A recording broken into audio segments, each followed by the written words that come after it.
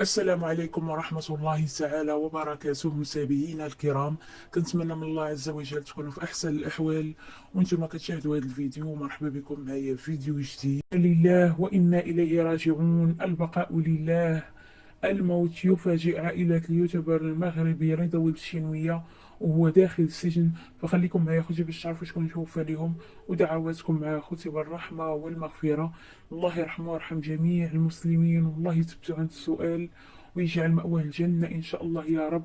اليوتيوبر المغربية عائشة بنت الشينوية البارح تلقات خبر وفاة واحد الإنسان اللي عزيز وغالي على قلبها، واللي نزلت الصورة ديالو على الحساب ديالها عبر موقع التواصل الاجتماعي انستغرام، وكان هاز بنتها ورافقتها بتعليق كتقول فيه: إنا لله وإنا إليه راجعون، الله يرحمك أبا.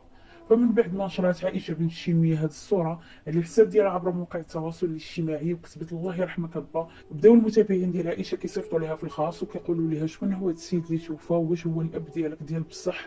فعائشة ما نزلات حتى شي حاجة، حتى خرج اليوتيوبر المغربي جوك على الحساب ديالو فيديو اللي كيوضح للمتابعين ديال عائلة رضا ولد الشينوية شكون هو هذا السيد اللي توفى واشنو كيجي لعائشة بالضبط. فغادي نخليكم مع الفيديو.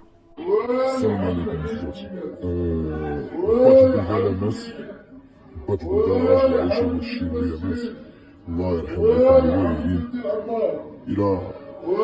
إلى ما قلبوا الست سعود بعد غير هاد اليومين والحسنة، الإخوان كاملين كنطلبوا منكم قلبوا الست سعود، اللي فيهم يكفيهم كلهم حاجة مساكن هنايا. الله يرحم لكم الوالدين.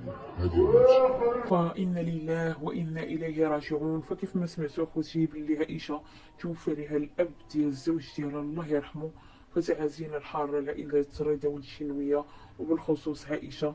الله يرزقهم الصبر والسلوان، والله يجعل محبته الصبر، ودعواتكم مع أخوتي بالرحمة والمغفرة. الله يرحمه ويرحم جميع المسلمين، والله يثبتوا عند السؤال ويجعل مأواه الجنة إن شاء الله يا رب. فهنا أخوتي غنكون وصلنا لنهاية الفيديو.